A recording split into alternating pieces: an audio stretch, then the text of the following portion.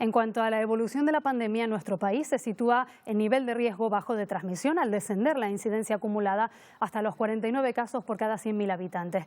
Es una tendencia a la baja que se va estabilizando y mucho tiene que ver en ella la campaña de vacunación. Vamos a saludar hoy aquí con nosotros en Buenos Días Canarias a la ministra de Sanidad, Carolina Darias. Buenos días, señora Buenos Darias. días, saludos cordiales. Bueno, la veíamos ayer en la isla de La Palma conociendo sobre el terreno cuál es la situación. ¿Cómo ha vivido estas horas? Bueno, fue una sensación, primero, de ya tenía muchas ganas de estar allí, compartir con los palmeros y las palmeras la situación.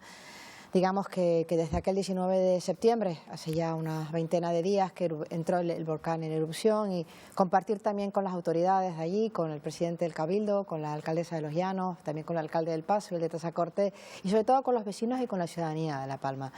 Fueron momentos, digamos, emotivos, muy emotivos, tengo que decirlo. Me emocioné al llegar allí, al ver a la gente, especialmente al saludar a las autoridades con las que tengo una relación, como sabe bien, y ver cómo, a pesar de, digamos, del volcán, de la tragedia que ha supuesto para muchas familias perderlo todo, y muchas familias, digamos, su modo de vida, su casa, muchas familias, miles de familias desalojadas y desarraigadas, había una inmensa solidaridad y algo que me sentí tremendamente orgullosa de la ciudadanía palmera y de Canarias.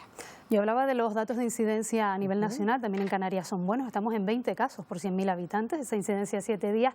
Además, ayer se revisaban los niveles, por ejemplo, la isla de Tenerife ha bajado a 1 después de 8 meses. Yo no sé si es momento de eliminar las restricciones del todo. ¿Qué opina? Es momento, primero, de celebrar con cautela, con responsabilidad, las buenas cifras que tenemos.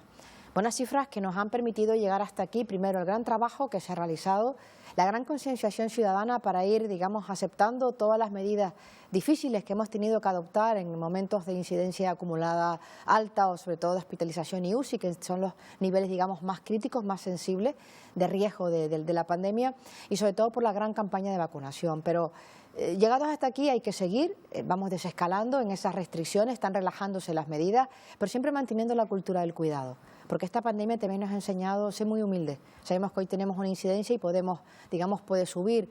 Esperemos que no, vamos a seguir trabajando para que no. Desde luego, la campaña de vacunación es el punto de inflexión para llegar hasta aquí. Tenemos unos niveles de vacunación excepcionales. Permítame que diga que, con datos de ayer, estamos ya próximos a un 90% de primera dosis en personas mayores de 12 años. Significa que hay una fidelización, por tanto, a la segunda. Niveles de vacunación excepcionales que nos hacen ser referentes a nivel mundial, hay que decirlo bien, pero hay que seguir manteniendo la cultura del cuidado y no bajar la guardia. Poco a poco seguir desescalando. Además, se ha planteado y ha decidido prácticamente que a partir de finales de octubre se va a inocular la tercera dosis a los mayores de 70. Exactamente, hemos ido, digamos, también en un proceso de revisión continua. Una vez que tenemos una campaña de vacunación, un nivel de vacunación muy elevado, hemos ido a nuevas dosis adicionales, que se llama así. Primero, con las personas más vulnerables. Ha sido siempre un criterio ético fundamental que nos da robustez y solidez a la estrategia de vacunación, nuestra hoja de ruta. Primero, aquellas personas, digamos, inmunocomprometidas, bien por trasplante de órgano sólido, trasplante de médula ósea, o también aquellas personas que recibían fármacos anti-CD20, que también significaba que su nivel de inmunidad era muy bajo. Hemos seguido con el grupo 1, es decir, las personas mayores que viven en residencia, muy importante. Recuerda que fue el primer grupo de la estrategia del grupo 1. Hemos continuado con el grupo 7, es decir, aquellas personas que tienen algunas patologías clínicas que recomiendan ese refuerzo, y ahora hemos seguido con dosis, digamos, de refuerzo, booster, que se llama, a las personas mayores de 70 años. Porque también sabemos que con el paso del tiempo, bueno, pues esa inmunidad parece que va descendiendo, y siempre en consonancia con la Agencia Europea del Medicamento y, por supuesto, las personas expertas que nos asesoran. En este caso, por Canarias va el doctor Amos, como saben, recientemente nombrado, forma parte del comité de la OMS Europa, a propuesta de esta ministra, del Ministerio de Sanidad, cosa que me siento orgullo también que un canario gran trabajo ha hecho. Fantástico trabajo, por eso nos parecía que él, como representante de la Sociedad de Vacunología en España, era muy importante que estuviera allí. Ya ha participado en su primera reunión. Por tanto, seguimos avanzando, pero hay que ir poco a poco incorporando nuevos grupos, y ese es el trabajo de revisión constante y continua en el que estamos inmersos en estos momentos. ¿Prevén esa tercera dosis inoculársela también al resto de ciudadanía? Es una posibilidad. Hay que ir paso a paso.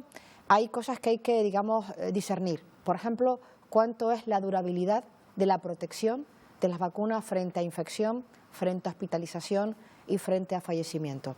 Sabemos que no solamente se trata de los anticuerpos neutralizantes, también de la memoria celular. Hay que ir viendo con la evidencia científica, con los ensayos clínicos que se siguen, con los estudios. Por ejemplo, el Carlos III está haciendo un estudio sobre la inmunidad en personas mayores, cuánto dura la misma, ir poco a poco avanzando. Estamos en esa evidencia, en ese estudio también de la realidad día a día que nos va viendo esos niveles de infecciones y hay que ir reforzando algunos colectivos por edad o por otra causa. La vacunación se ha revelado como fundamental, clave para reducir los contagios, para reducir sobre todo la mortalidad, los ingresos. Pero, ¿qué pasa con aquellos y aquellas que no se quieren vacunar? ¿Son un porcentaje partidaria de obligar?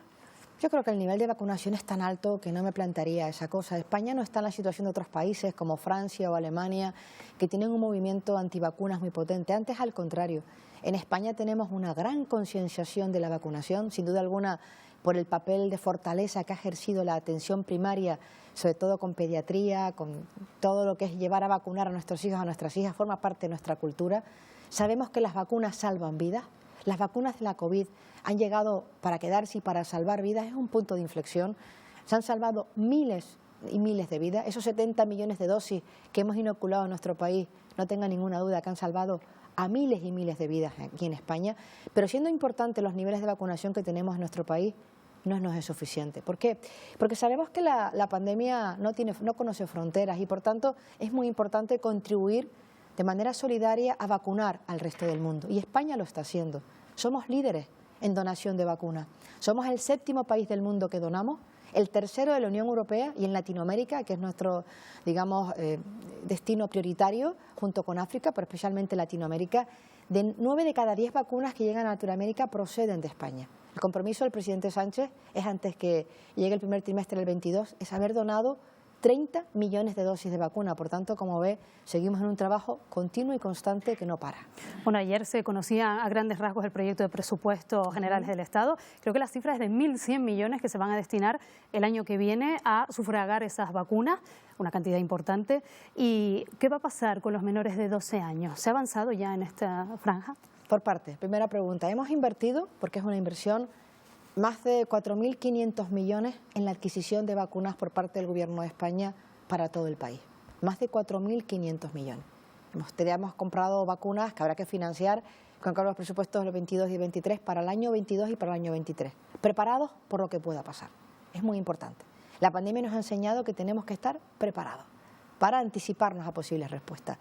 Y la vacuna pediátrica 5 a 12, bueno, estamos pendientes de que las compañías de RNA, las farmacéuticas, tanto Pfizer como Moderna, presenten sus ensayos clínicos a la Agencia Europea del Medicamento y que ésta se pronuncie al respecto. Desde que la EMA dé la autorización, pues nosotros estaremos preparados y dispuestos para, si así fuera, empezar a inocularla. Pero hay que esperar por la Agencia Europea del Medicamento. ¿Cuánto tiempo cree usted que se podría demorar aproximadamente? Yo creo que antes de que finalice este año podemos estar hablando de esa vacuna pediátrica, pero hay que ir por pasos, no depende de nosotros, pero sí que hay bastante avanzado y la previsión, según nos comenta nuestra directora de la Agencia Española del Medicamento, María Jesús Lamas, que forma parte de la EMA, como miembro nato de la misma, es que antes de que acabe este año podemos estar ya en ese proceso. Bueno, hablaba usted de que hay cosas que han venido para quedarse con la pandemia y una de ellas no sé si puede ser esa prohibición de fumar en los establecimientos de hostelería. Ahora mismo no se puede y es verdad que los médicos desde el primer momento dijeron ojalá que se mantenga esa prohibición. Parece que esa posibilidad está sobre la mesa. Bueno, lo que nos ha enseñado la pandemia primero es la cultura del cuidado. Muy importante. La cultura del cuidado siempre, cuidándonos a nosotros mismos, cuidamos a los demás. La evidencia científica acredita que el tabaco es una de las causas prevalentes de enfermedades, por ejemplo la del cáncer. Estamos hablando de la Estrategia Europea de Cáncer que se ha aprobado en febrero de este año, pero también la Estrategia Española de Cáncer, de la mano de todas las comunidades autónomas que lleva mucho tiempo sin actualizar. Ahí la prevalencia, digamos, de la enfermedad del cáncer en nuestro país, una de las causas claras, relación directa, es el tabaco, ¿no? Junto con el alcohol también. Por tanto, todos aquellos hábitos que nos permitan cuidarnos de nuestra salud, bienvenidos sean. Ya parece que empezamos a aceptar que en los estadios, y así está, hemos ido, como bien, incrementando los aforos cada vez más, ya estamos al 100% al aire libre, en eventos deportivos y a los estadios, el próximo derbi, ¿verdad?, que ya estaba escuchando antes. ¿Cómo nos atrae? Que usted es futbolera, por ¿Cómo cierto? Nos atraen los derbis? Soy futbolera, por ahí estoy amarilla, estoy muy amarilla, muy de la Unión Deportiva. Pero en cualquier caso entenderá que espacios al aire libre donde hay una gran aglomeración de personas, lo que se aconseja es no hacerlo y no fumarlo, y por tanto tenemos que ir viviendo esa consolidación en otros espacios que pudiera ser que haya llegado para quedarse. Y una última pregunta, ministra, no sé si es momento de empezar a pensar en retirarnos la mascarilla ya del todo. Suay, suay, paso a paso, poco a poco. Ya hemos dado pasos importantes en nuestro país, hemos sido de los primeros países que nos hemos adelantado con una legislación que permite ir al aire libre sin mascarilla, siempre y cuando mantengamos la distancia de 1,5 metros, que ya lo sabemos, pero en el interior siguen siendo necesarios. Estamos ahora ante una campaña otoñal, no sabemos cómo va a venir la gripe, ni otros virus, digamos, respiratorios que están ahí. El año pasado no tuvimos prácticamente incidencia de la gripe, muy importante la vacunación de la gripe que empieza ahora también. Vamos a ir paso a paso, poco a poco, para ir siguiendo con paso firme, bajando cada vez más todos los indicadores de incidencia acumulada, y las mascarillas también hacen una función fundamental. Bueno, pues de momento la mantenemos, la usamos, y además, como el año pasado la tuvimos puesta, quizás no nos afectaron tanto los virus respiratorios. Este año, pues a lo mejor se hace más necesaria todavía. Vamos a ir paso a paso, poco a poco, y seguir mejorando y seguir avanzando, que es lo que queremos para volver cuanto antes a la normalidad tan ansiada. Pues Carolina Darias, ministra de Sanidad, muchísimas gracias por habernos acompañado hoy aquí en Buenos Días Canarias. Un placer, yo tenía ganas de estar aquí en los estudios y sobre todo agradecerles el trabajo que han hecho durante el volcán. Tengo que decirles que han sido el medio de comunicación que primero llegaron porque estaban allí ya antes, y quiero reconocer públicamente, me lo permitirán, a todos los profesionales de esta casa, a todo el equipo directivo, el gran trabajo que han realizado y el que siguen realizando. Gracias por mantener informada no solamente a toda Canarias, sino también al resto del país. Gracias por ese trabajo. Muchas gracias, señora Darias. A ustedes.